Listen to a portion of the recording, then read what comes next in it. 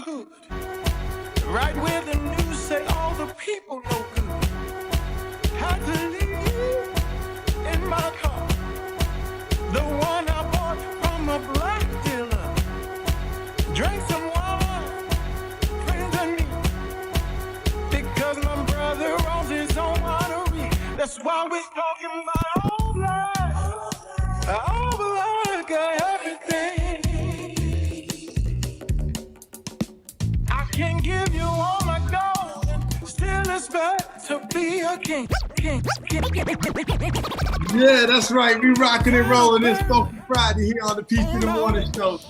Good morning, good people. How y'all doing? How y'all doing? Hey, it's Darius A. Stanton. We got a book drive today. Hey, a few weeks ago, we had a Unity March. And the Unity March was focused on people that were really getting us up, out, and about, bringing us together. About a month before that, we had a 1,000-man march. And there was a brother marching down the streets of Annapolis. As a matter of fact, down Main Street in Annapolis, where the slaves actually came into court. I mean, from Kunta Kinte, Kizzy, his mother, the entire family of Roots came through downtown Annapolis. But not on this day. On this day, it was a brother going down the street in the middle of Main Street with 1,000 black men behind him, and he was shouting, I love being black. I love the skin I'm in.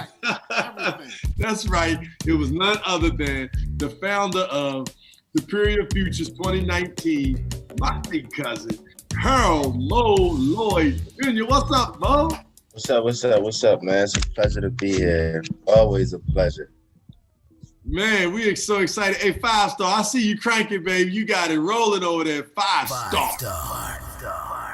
No doubt about it. Welcome back, King. We appreciate you, man. We had an awesome 72-hour virtual holiday experience just a week ago, and I'm still asleep from being up all night long. 3 days in a row, we rolled. 5-star was cranking at 2 o'clock in the morning. What was you doing at 2 o'clock in the morning, 5? It was called the Green Star Symphony. I had who I have in here? Yeah, that was actually Rufus Roundtree on the drums. I had my man MCing. I had Che on the keys. Man, it was just a whole musical, like no practice session, nothing. We just came in and added value to everybody. I played a song. He started playing the keys with the song in the same key, and my man just started playing the drums. And man, it's just amazing when you can just have greatness come together like that, and it just makes more greatness. No doubt about it. Hey, so look, today our whole focus, is books and bikes. Now, Mo is also collecting toys, but we want to just, we go get in this lane because I'm sure people are going to give toys and we're going to get toys for children and they'll have those things. But what we might not see under a tree, what we might not see under during Kwanzaa, what we might not see, during this time is we might not see a book. We might not see a bookcase. Excuse me. We might not see a bike. And think about it, books and bikes. Books can take you places that you've never, ever seen. They can open up your mind. Look at what it did for Malcolm. Look at what it did for you and me. Think about what books can do for you. I heard Mo speak one day, and he was talking about, his transition from high school to college, and that high school to college transition and his whole mindset, not necessarily sure. He said, but then he got into books and reading. And when he started reading and his mind started opening up and he started seeing all the great things that our people, now he witnessed it because he saw great leaders that he grew up around in his family, in his own household, in terms of, just what they were doing in terms of business, community leadership, all of those things. But then when he got a chance to dig into deep, into what people were doing here in America, but all over the world, people that look just like us, Mo, did it do something different for you? Yeah, I mean, it most definitely, expanded my mind and to limits that I never even perceived of. I didn't think a lot of stuff that I thought I knew everything as a kid. There was no more information that you could pump into my mind. I knew about all my civil rights leaders. I knew about all of the U.S. war veterans. I knew about all of the wars. There wasn't nothing else that I needed to learn. And then I started to tap back into books that weren't on the bookshelves in the normal library. Bookshelves in the schools. I had to go order these books on my own. I had to get recommended by my father, by my uncles, by my family members. These type of books that expanded my mind, and it made me realize, what our people have been through. Why are we so far behind? Why are these disparities looking like that? And pretty much it just influenced me to go harder and trying to find more answers to our problems, and trying to get the real solution, to bring prosperity to our people, to bring progression to our communities, and to enlighten the kids about their history and how they truly are kings and queens. And, even though the media and propaganda tries to pretty much put the idea that they're convicts and they're worth nothing, I want to be the one that's always in their ear, always appreciating them, always taking them to that high pinnacle. So, Mo, tell us what made you, come up with this whole concept. First, tell us about Superior Futures, and then tell us, what made you come up with, needing to provide children with books and bikes. So I've been doing this toy and book drive first. It was just a toy and book drive. It was for since 2017. So this is my 4th year doing it. But recently, the pandemic hit. Everything was crazy. Kids really didn't have any recreational centers that they can go to and play. A lot of kids don't even have basketballs. A lot of kids don't even have footballs. And for sure, I knew this for a fact, even since when I was growing up, a lot of kids don't have bikes. So I was brainstorming ideas to find a solution for these kids and what can be perfect for these kids, an impeccable notion that will, bring these kids a happy holidays, because not everybody celebrate Christmas.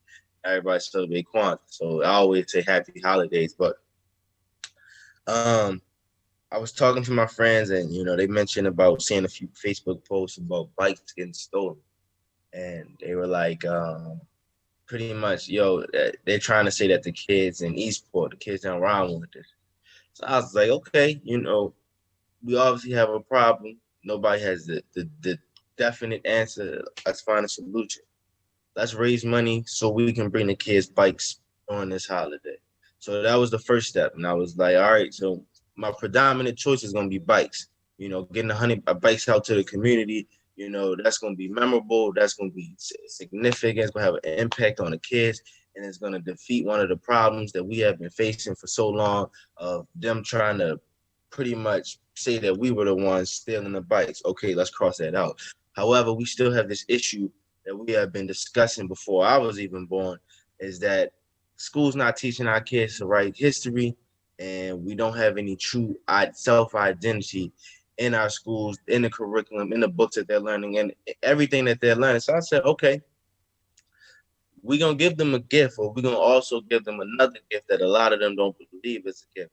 And that's giving them a book about their history, about themselves, where they could open the book and they see people that look like them. They see kids that look like them, so they can envision themselves inside of the book, take themselves out of the real world and put themselves in this world.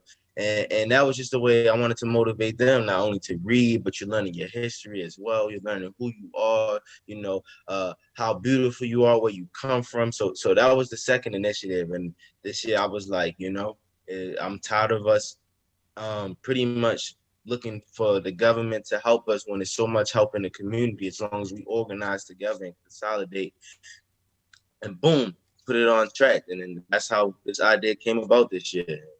So far it's been a success. Multiple organizations have reached out to me. Multiple organizations have helped me. Multiple community leaders have helped me. So, I'm impressed by the community on this one. I'm just an organizer.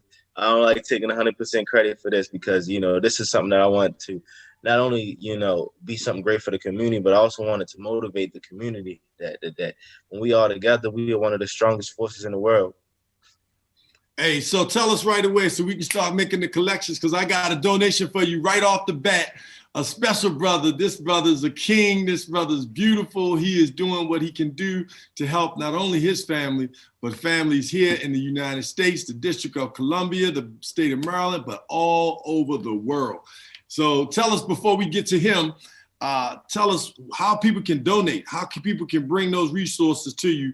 You know, how can they, which way can they do it? Cash App? I know it's a nonprofit donation, so it's tax deductible right off the top. Yes, yeah. So to make it simple, I tell people Cash App. My thing is money sign SUPERIORFUTURE 2019. So it's Superior Future 2019 with the money sign. And when you send it, send your email as well, so I can send you the electronic receipt so you can get your tax right off. Or you can send it on PayPal at SUPERIORFUTURE 2019 at gmail.com. So Superior Future 2019 at gmail.com.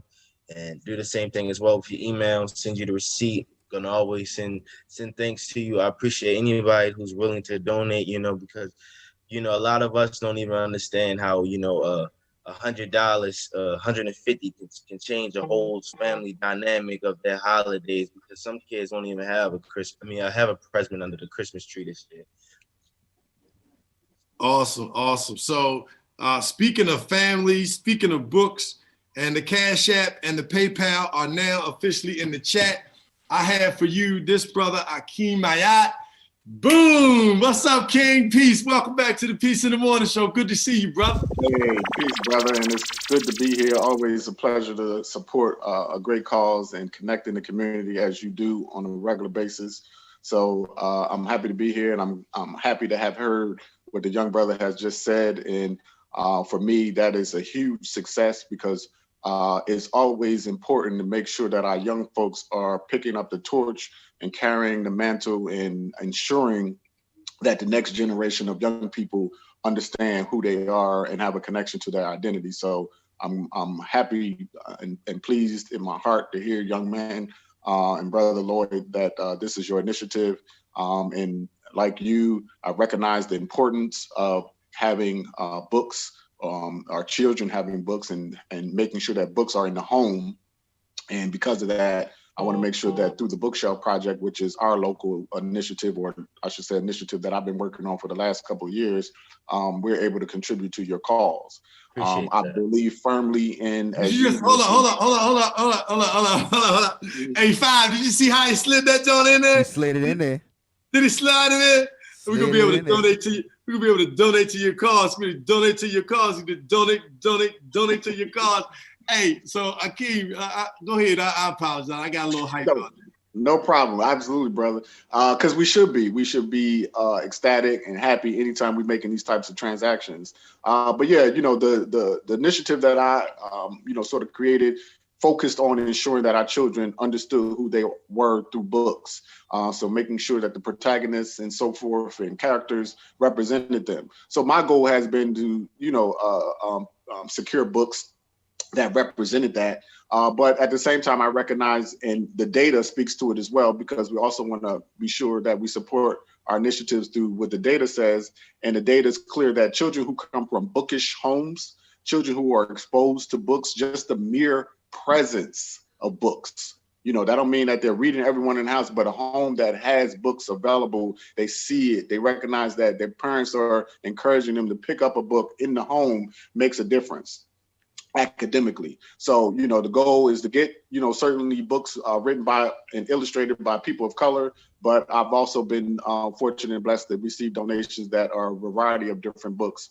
And so between the two, I'll be making donations of books to your organization, and probably, and not even probably, I'm pretty sure I'll be able to also donate a couple of bookshelves from our inventory.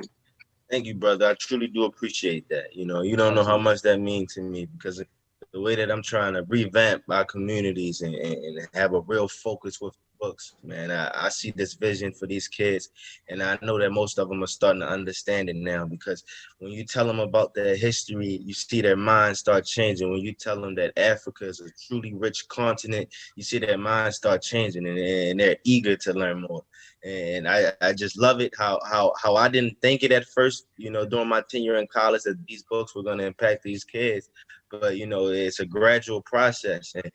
And day by day, I really see the impact that it's truly having. So I want to say thanks again, because, this is going to be amazing for these kids. Absolutely. And we will continue to talk. I'll get your information from Brother Darius in terms of the handles and emails, and we'll exchange information, and we'll make that connection certainly before the approaching holiday. So, as you said, young folks can have some books and some important information under the tree, so to speak. I won't go there, but nonetheless, Kwanzaa's coming as well.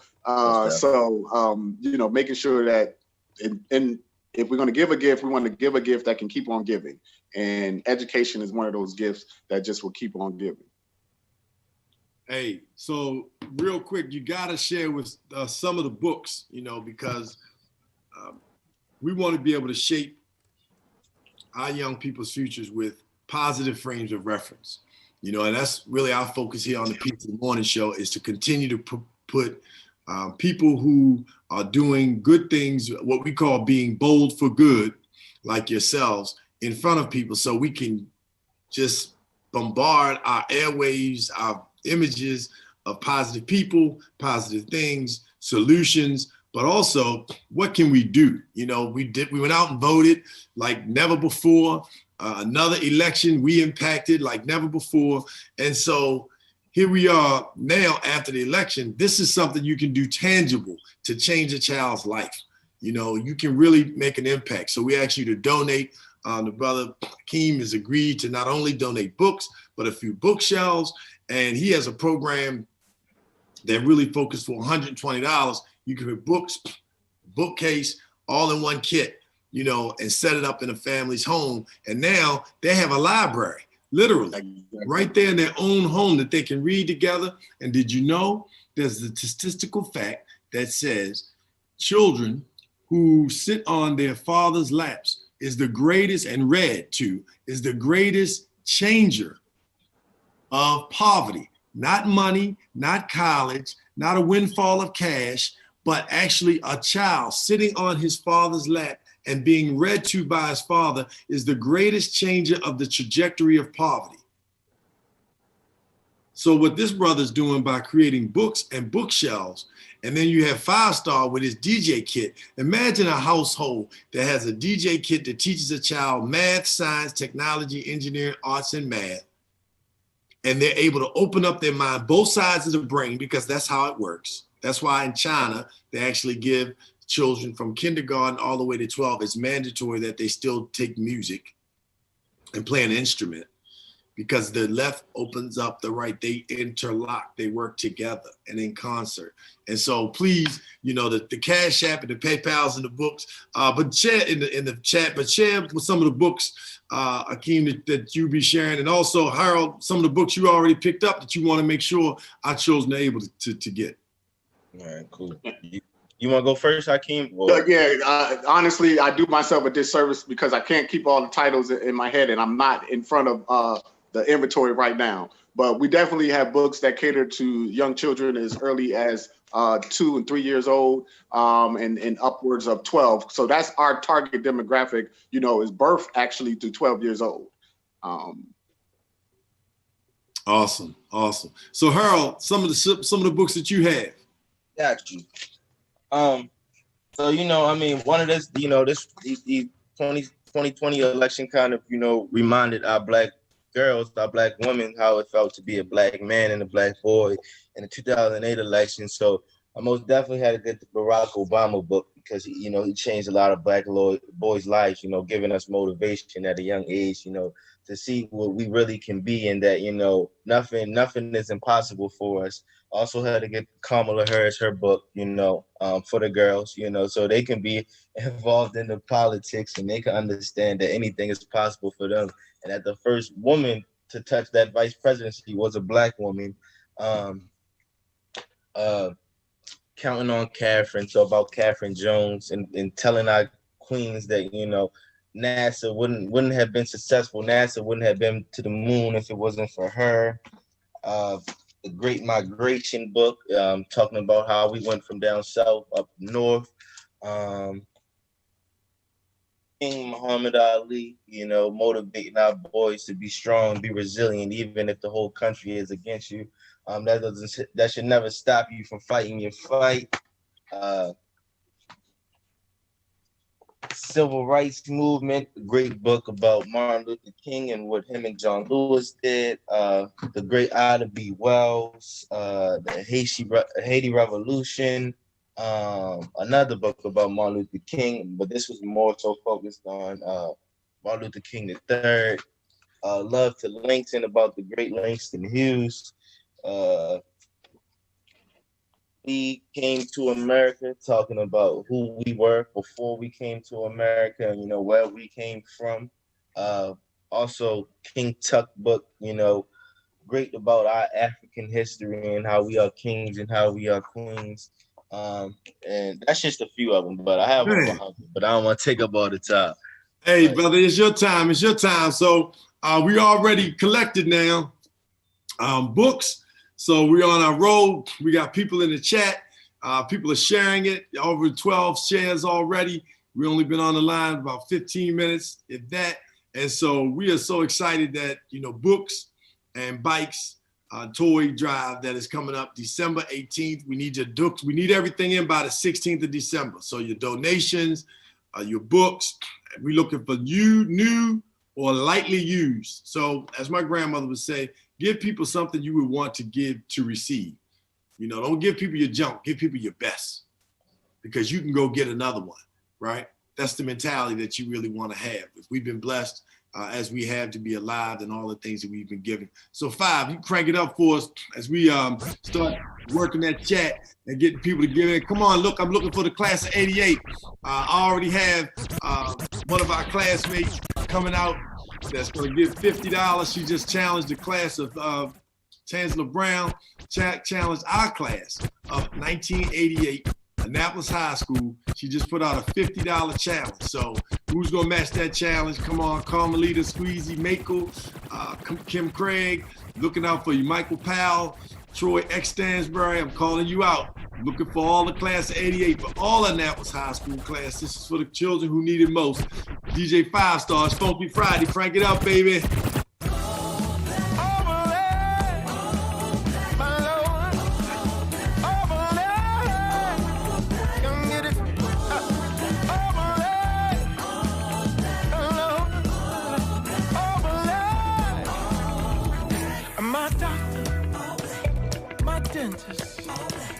My partner, my apprentice, my designer, my farmer, my teacher, call my lawyer, my doctor, my dentist, my partner, my apprentice, designer, my farmer, my teacher, call my lawyer.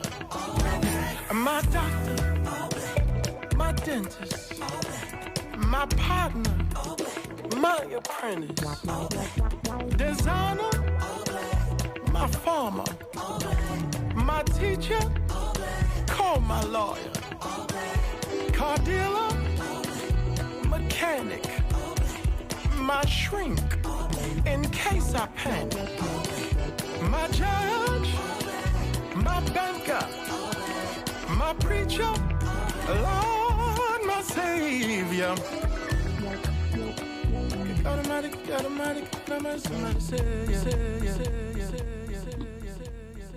All right. We are moving forward. We got books already donated, bikes coming in, donations. So we're looking for you to step up right now. We got Superior Futures 2019. Akeem Ayat, you know, thank you so much for really putting yourself out there donating books, the energy that you're putting in the community, and having people understand the value of establishing those, libraries in your space. And, one of the things that I think people don't realize is what bicycles can do in terms of just changing your whole world, because you can now travel to places that you couldn't get to on foot, because you get there faster, you got the confidence, it just does so many things for you. Five, you remember your first bike? I do. Has it been a lot of bikes since then? But I'm looking for a bike now, so I'm in it, like ready. I'm looking at it like, oh, I need to get involved. Right. Akeem, how about you, brother? You remember your first bike? I remember my first tricycle. Yes, I do. You remember your first tricycle? What color was it? Red, of course, right? It was certainly the red one. Right. I know that's right. I don't remember my first. I'll tell you what I really remember though. My Huffy bike too. Oh, the Huffy joint. Okay. How about you, Harold? What about your first bike? Yeah, I had a training wheel bike that I left outside one day. My older cousin took it and took the training wheels off when I was 3 years old. So I was forced to learn how to ride with no training wheels at 3.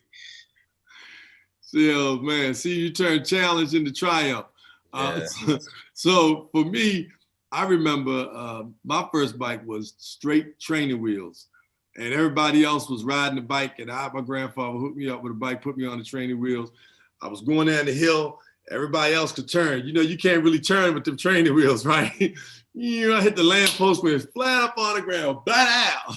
Everybody laughed. I was the butt of the joke. But guess what? I had my bike, right? I could still ride. I couldn't ride like everybody else. I rode that bike till the training wheels went blink, but I got it, right? But you know what my favorite bike was? It wasn't even a bike. My favorite vehicle was a big wheel. Right. That's what came to mind too. I got to say, yeah. Yo, big wheels were hot. I don't know, children today, they don't really know anything about big wheels. Bikes were cool, but I was always looking for, when I was young, I told my mother all the time, I was like, Ma, I want to be in a big wheel race. Can you find me a big wheel race? I just wanted to be in it. And then they came up with the green machine. Remember those? I ain't have one of those though. But I was going to share, brother, the important part about this, especially when we talk about our young people and what we see we're losing, is play is important to child development. So that experience of having a bike and getting out there and even falling off and hurting yourself and getting back up, that's learning in the ways in which we take for granted as adults. But certainly the perseverance comes to mind, and just the freedom, as you opened up and said, where, you as a child, you can't drive a car, but you recognize getting on that bike. Now I can go and be a little more adventurous and go beyond certain boundaries. And that exploration supports our children in their development. So I applaud the efforts to make sure young children have access to bikes and being able to get out and play. No doubt. Just think of with all the stress and the pressure, and children watch television more than everybody else. So they're getting all that media. Look at how many children were impacted by, the president's, rhetoric and how they felt about that. You see all these numbers with COVID. You see all this death, let alone the violence. Think about the children who live in neighborhoods where they have to duck on the ground. This is happening right now. This is not 100 miles from where we are. This is right here. We're in Prince George's County. My yacht's here in Maryland. We're all here in Maryland. 5 Stars in Baltimore. The show broadcasts worldwide. But just think about the children who are living every day, and they actually have in their homes a safe place that they've been trained to run to when something breaks out. And when I say something breaking out, in more cases, I'm talking about gunshots. And you look at in the last few years, the number of children, babies, 8, 9, 13, 5, that have been killed by bullets. So that bike, man, the freedom to just get out and just ride and laugh and play, children need that. They really need that. So thank you so much. Nakia Smith, Queen, already donated. She said she just donated. So we appreciate it. Let's give it up for her. That's right. Hey. Yeah. it's time. Look, we need that, because the other thing is, let people see us, let us donate to ourselves. You know, we do 180 boys summer leadership academy and summer basketball league in the city of Annapolis every year. For the first year, well, for the last 5 years, this was the first summer that we weren't able to do it based on, we decided not to do it based on COVID. However, you know, the largest donors have been the Wiley H. Bates Legacy Center, right? And the Sproul Foundation, 2 Black entities that donated. We've had others, Sandy Springs Bank, one of our donors, you know, and a few other organizations that are non, you know, Black owned. But to know that you had Black people supporting Black people, right? We can fund ourselves. We spend $1.2 trillion in the United States annually. Not over 10 years, not over 20 years, annually. Good God Almighty, right? So we got the money, right? So let's go to work. Come on, let's do it. Give it up. We already got another donation. Who else we got running in? Boo-doo-doo-doo. Yeah. What else? Who else do we have on the line donating? Let's see. Michael Tyrone Brown, what you gonna do? I just jumped on the chat, thanking us for what we're doing in the community. Thank you. Hey, send a donation. Make sure you are putting your donations out there. Share this show, put it out there.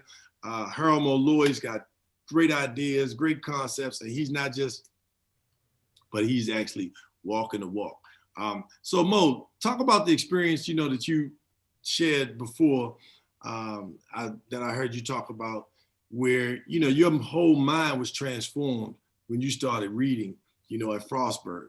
You know, what were some of those books that kind of like made you shift, like, whoa, I gotta get myself together? Yes. So when I went to Frostburg, I transferred from UMES.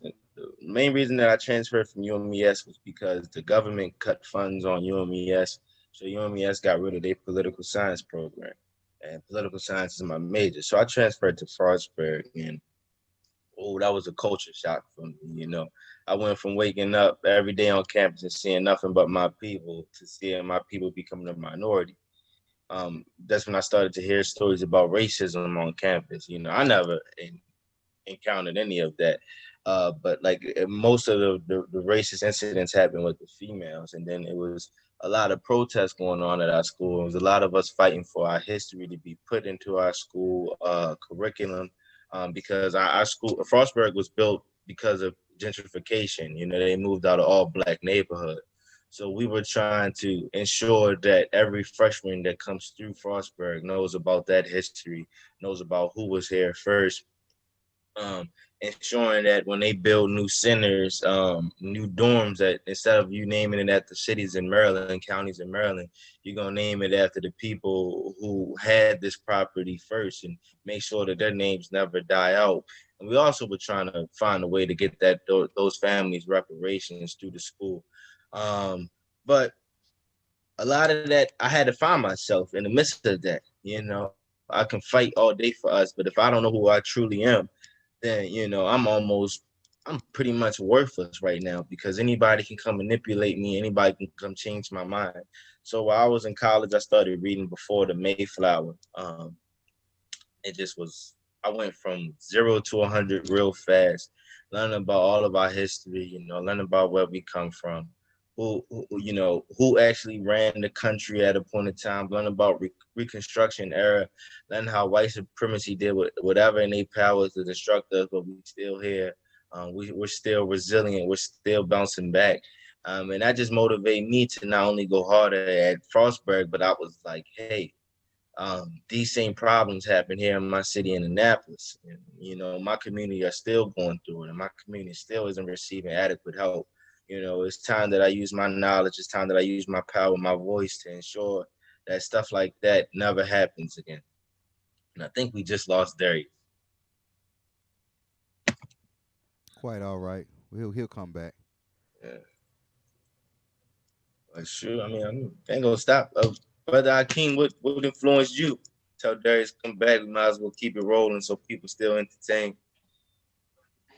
Absolutely, brother. And you know, it's interesting because, you know, I grew up in a sort of African conscious sort of home, but not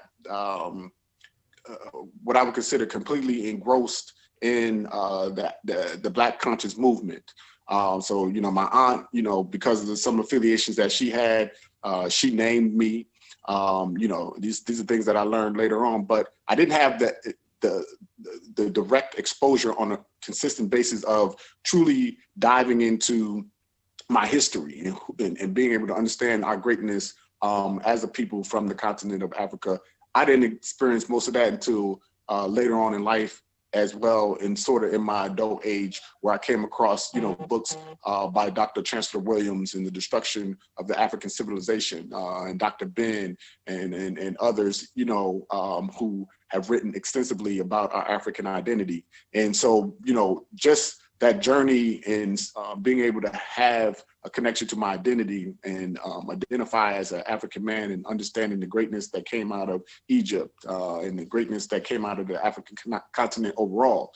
And it made me realize that the time as a young person when the famous movie, you know, Shaka Zulu came out, I didn't know at the time why that was so intriguing, why watching that inspired me, because again, I didn't have people around me to sort of guide me to understanding why Shaka Zulu was such a great warrior. I didn't learn till later in life the importance of the Maasai warriors, and the Maasai warriors and their belief in their civilization or their tribe focus heavily on ensuring that the children were well. So I translate that into my work today because it's a basic premise, which if we know if the children are well, then the people will be well. And you can't, you know, it's just a easy connection that is in simple form, makes you, it helps you ensure that the work you're doing is connected to making sure that the children are doing well. You know, so certainly, you know, this journey is one which we always are going to be learning because there's so much to uncover. And I'm grateful for the opportunity to be aware now as I move through life and understanding my place in history, understanding that, you know, those things that occurred, although they're in the past, they make us who we are today. So you're a product of your ancestors who were fighting to ensure that the next generation was successful. And people have to realize when we talk about education, that's what the true definition of education is, or what education was designed for, particularly from an African sense, where we made sure that the next generation understood what was required to continue the legacies. You know, so if we don't instill these types of this level of confidence, this level of pride in who we are, then the next generation is easily sucked into following traditions that don't benefit us as a people. And it's important to recognize that there's nothing wrong with uplifting your own people. Ethnocentricity is what they call it, and plenty of other communities do this. This is why we can point to Asians and Latin communities, other communities. They have a great sense of pride in ensuring that their people do well because they pass down behaviors and mindsets and traditions that continue to just live on, you know, in the community. And we have to do better at that. But we also have to keep in mind, we don't punish ourselves for an atrocity that was brought to us, you know. So epigenetics is a whole nother study, which, you know, you'll come across in your work, which explains why as a people, we do some of the things that we've done because it's actually been bred into our genes. It's actually in our genes. You know, slavery did so much to us that we go through generation after generation, passing along some of the bad habits and mindset. Why we can still say, you can look at some people and say they have the plantation psychosis. They still thinking like they own a plantation. And until they come to a point like you, myself, where, you know, we recognize that it's critical that we self-preserve, you know, and we do these things that we're doing within our community, that we take initiative and demonstrate so other children see that this is what we do and this is how we educate our own by doing. So yeah, there's been a lot, but yeah, a lot of different books too that I certainly have been blessed to come across, and why again I think having in-home libraries matter, because I have books on my shelf that I don't get to read and haven't gotten to, but I bought them because I don't care. I'm gonna get to read them. Every time I go into the bookstore, and I'm 10 books behind right now. I still need this book though, so I don't forget it. Most definitely. I mean, that's what it's about, though. And I try to really emphasize that on people, because a popular phrase this year was, you know, that our people died to vote. And I tell them, you know, rebuttal, and our people also died to read. let's make sure that we're doing that too. We had to do our part on all cylinders. Absolutely. I'm so glad you said that, because I had gotten into many different discussions with people where we're saying that, and I think it does diminish our ancestors and what they actually stood for, to continuously just say that they died for a right to vote. They died to be recognized as human beings. They died to be recognized as that they have a greater sense of humanity. You understand? They didn't just die for the right to vote. There's so much more to that. And I get why people try to use that, but it's a bigger picture, and we don't want to lose the reality of why people died. That was, to me, just a small part of why our ancestors died. Most definitely. I appreciate you being on that level of understanding. Yeah, I mean, that was part of me waking myself up as well too. And it's also about how, in 2022 and 2024, how we have to reorganize how we are coming as people, because we vote better than any other group, whether it's white, Latino, Asian. It's like we're really monolithic when it comes to voting.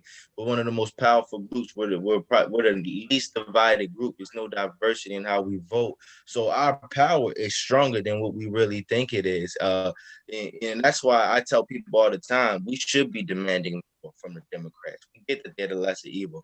But if you're going to be the lesser evil, you have to provide for your most loyal followers, before you provide for anybody else, because they're known to flip-flop and switch on y'all. But, since John F. Kennedy released Dr. King, we saw that our loyalty became on the Democratic side. We went from voting red to now we're voting blue. This is time for them to reciprocate the energy for us and bring loyalty to us, so we can stay there. Because right now, and I started to pay attention to the patterns, and even though I'm very against Trump, I know he's a bigot, he's a racist, I saw that our people started voting for him more than they did in 2016. And a lot of that was because the Democrats are not doing their part in fulfilling the promises that our people need to be successful, to have a real agenda, to have type of progression. And when you have lack of trust, your decisions aren't always the best, and everything becomes up for grabs. So it's their part now to reciprocate what they owe us for these past decades that we've been keeping them in office. Absolutely. Yo, do you hear this young brother spitting this five star? Yep. That's what we're talking about. and tell them how old you are, Harold. I'm 22 years old. Good God. You see, this is now, okay? This is right now. And Harold, we just appreciate your leadership, your focus. And he took us on a quick little history channel, and then he took us on a political channel. And to really help us to understand how important it is for us to push the vote, but it's the actions. We did our part. Now we got to keep doing our part. When the House goes back into session, we need to make sure that we talking to our congressmen, our senators. This is what we want. This is what we expect. We want to make sure that these things are provided for our communities. And I tell you what, we're often in the position where we're going to people from a social perspective, but we're coming at it from an economic perspective. And we're not talking about jobs. We want contracts. We want direct opportunities, just like they do community development. We want those community development, those $100 million community development deals, those tax deals, tax credits. Those are the things that we need to help our community flourish. Not just, okay, we understand we need the social. If you want to do something social, create mental health resources all over, just like you have liquor stores in every community, have a mental health resource in every community. Wherever there's a liquor store, put a mental health facility. Period. Just like that. Mental health, economics. We're gonna pray for ourselves. Okay? We're gonna pray for ourselves. We'll take care of the prayer and the spiritual part. Then we're gonna make sure we eat like we're supposed to eat. The part that we need you to do is open that purse string to our tax dollars. Okay, we're not asking for something. The tax dollars that's funding these projects that Under Armour's getting, or any other community development organization, or any other developer, those are our tax dollars that's paving those streets. Those giving those credits back. So, hey, Harold Molloy, you opened the door, you showed the queens. Shout out to all the queens that are working. Sister Abrams did a phenomenal job getting 800,000 people to vote, to register, and to vote and turn out. So the Queens are on the scene. As you can see, so are our young brothers. We are doing it. So donate. The Cash App is in the chat right now. We got people that have already said that they've donated. Tomorrow, we have a big program. It's our second month for the Al-Kabilon Shule School. Al-Kabilon Shule is up and running. We are so excited about it. Al-Kabilon is the original name for the continent prior to the Dutch naming, the Dutch man who named Africa, Africa. So we are very excited about what was happening there. Shule is the Kiswahili word for school. And so we want to make sure that you all come visit. Go to alkabilonshule.com. You can look in the chat and see it. It's only $600 for the year for an entire family. That's $60 basically a month, a little shy of that. So we really want to make sure that you get involved with doing cooking lessons, language lessons, geography lessons, history lessons, well beyond slavery. Al-Kabilon Shula's tomorrow, Saturday, will be the second from 10 to 12. It's on Zoom right now, but as soon as we can break it back out, we're going outside and we're going to open it up.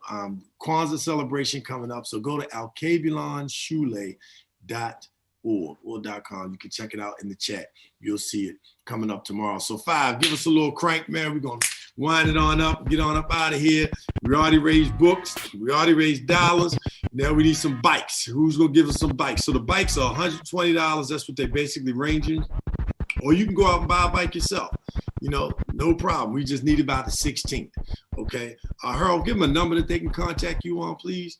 240-475-1905 or at Superior, SUPRIOR, Future, FUTURE 2020-119 at gmail.com. So Superior Future 2019 at gmail.com. That's right. And it's in the chat right now. So you can go to Cash App or PayPal. You can make it. You can do it how you want to. Boom, boom, boom. It's Funky Friday, baby, on the Piece of the Morning Show. We got my brother Mayat in the house. The King came through with some books and some bookshelves. Thank you, King. At the last minute, on top of that, he just jumped on, did it. We appreciate you, brother. We made this connection. Harold Molloy with Superior Futures 2019. Shout out to all the other kings and queens that are working, doing phenomenal work in the city of Annapolis. I'm so proud of my own town. Annapolis, Maryland, doing it big right here on the Piece of the Morning Show. Hey, 5. Yeah, that's right. We're going to a different time zone where our ancestors always sat on the throne. Yeah. And if you remember Dr. Oya Mayat, you should consider greatest in royalty. So rise up, sons and daughters of a KB land. It's time to claim our riches. This is her hip-hop animated film talking about our history. When you come back, tell your friends and family all about the mail track. We're going to a different time zone where our ancestors always sat on the throne. Yeah. And I'm talking about you and me. Our pigmentation considered greatest in royalty. We're going to a different time zone where our ancestors always sat on the throne. Yeah. And I'm talking about you and me. Our pigmentation considered greatest in royalty. So rise up, sons and daughters of a KB land. It's time to claim our riches and take back our land. So come and take this journey. And when you come back, tell your friends and family all about the mail track.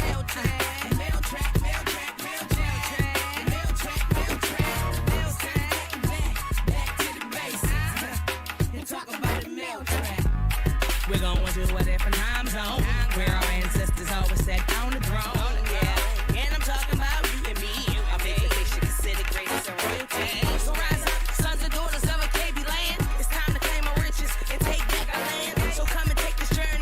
And when you come back, tell your friends and family all about the mail track. Mail track, mail track, mail track, mail track, mail track, mail track, mail track, back to the base. And talk about the mail track. I'm loving that Mel Tracks mix, boy. That's DJ 5 Star, baby.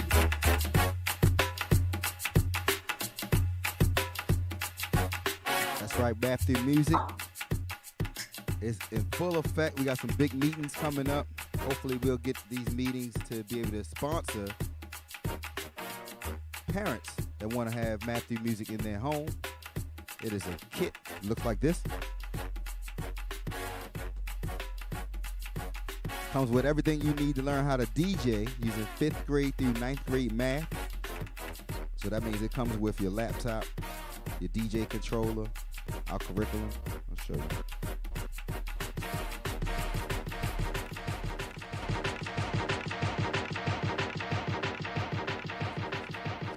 So you get your laptop with all your software.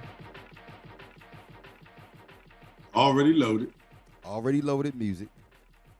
And unlimited downloads on music. You get your DJ controller. So you can mix yourself. You get our curriculum. First page is a real record, so it takes about 30 days to get it. They melt the record down. It's a real 45 record.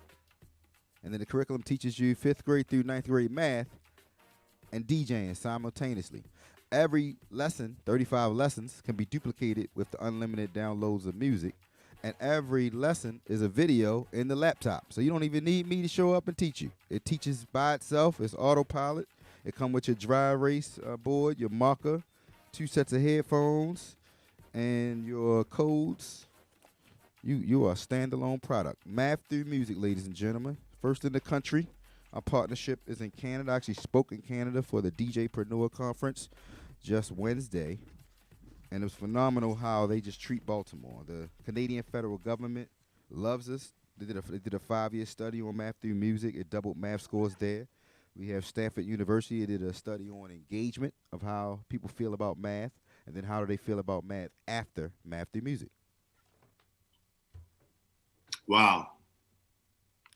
So that's what I'm talking about. Curriculum covers what you see, upper and lower limits, expanding the range, tempo, percentages, part the whole, addition, subtraction, multiplication, rhythm engineering.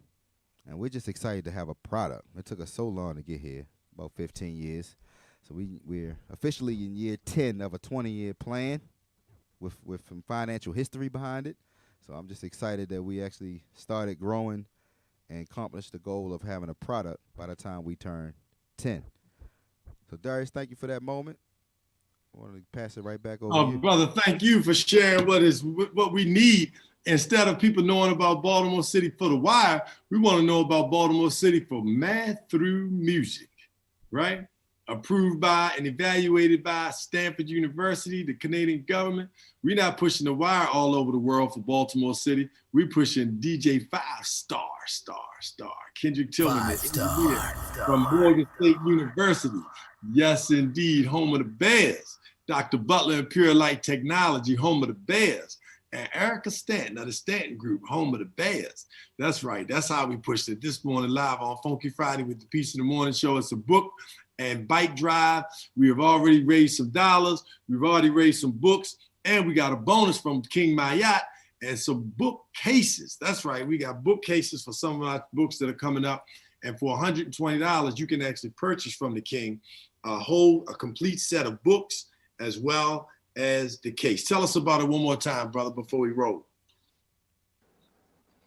Yeah, so we got a variety of donation options. Certainly you can buy or, donate at least $25 that will go towards a bookshelf.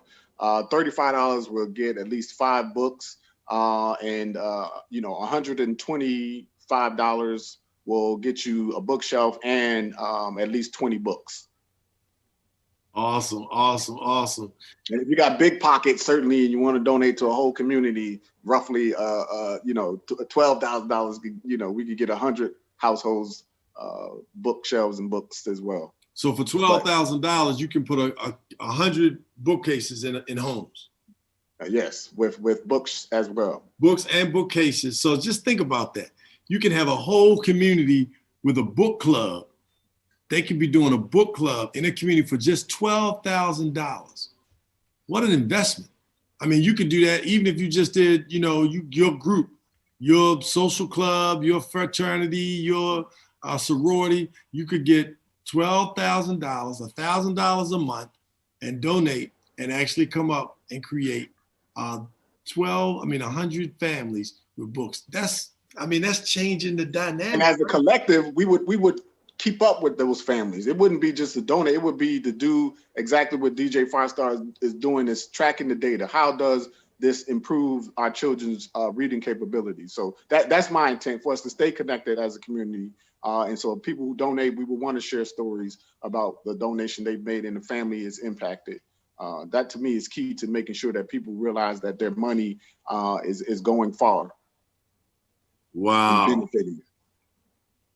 See, that's the thing. This group of brothers is sharp. We're not just, but we, we getting it done. So we're gonna wind it on up. We just got another donation from The Rough. That's TheRough. Go to Instagram and shop clothes, used clothes that are now high quality vintage that you can purchase. The Rough, the clothes don't make you make the clothes. So why go spend a whole lot of money where you can look sharp and dress cool and still be funny with The Rough. So The Rough has donated $25 to the books and bike drive. Thank you for The Rough. The Rough happens to be owned by Darius A. Stanton II. So thank you, son, for donating to our big cuz, Harold Mo Lloyd. So that's another donation that we collected today. We love to see the fact that our communities are donating and contributing to the work that's being done. So keep it up, keep up the work. Thank you so much for joining us on the Peace of the Morning Show. You heard all about Matt through music. So make sure you follow DJ 5 Star on Instagram, on Twitter, on Facebook, Linktree. You can pull them up, and the brother's always in front of powerful people doing powerful things, and it's always 100%, 365 days a year, positive. That's right. This is the Peace of the Morning Show with DJ 5 Star.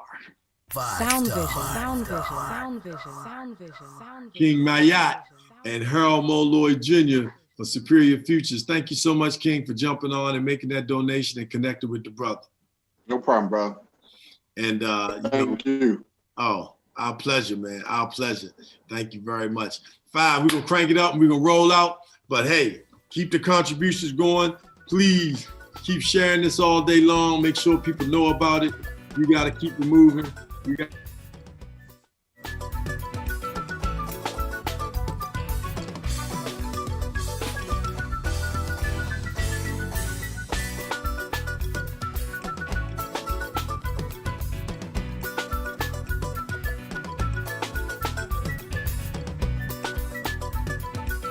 As we wrap up the Peace in the Morning Show, I want to thank Elite Truck and Towing and A's Affordable Towing and Recovery out of Northern Virginia. Thank you, DJ Z Nice.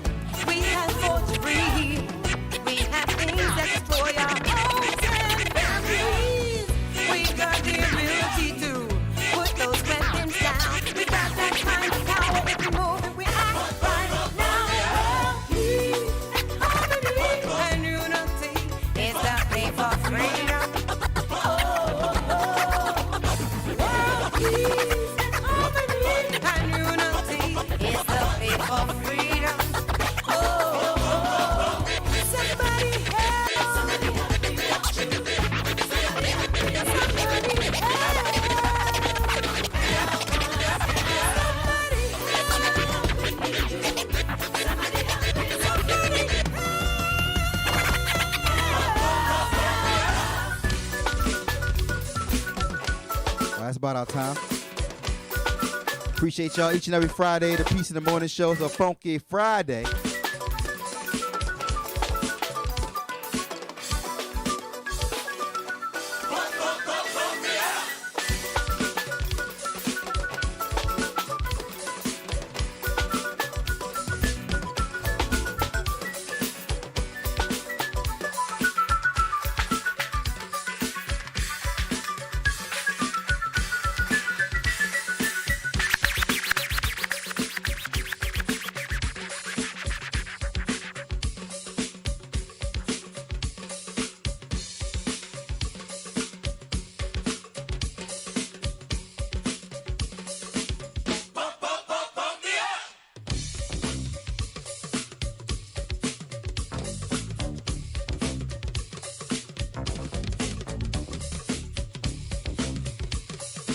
All right, that's our time on Peace in the Morning show. Can you hear me, Darius? We good?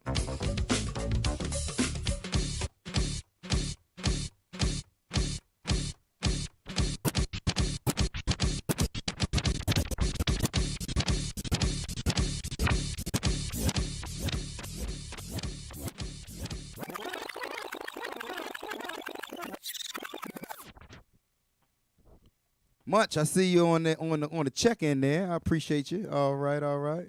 Miss Carter, thank you so much. We're gonna make this work. So I'll see y'all next week. Sooner or later. Sooner the better.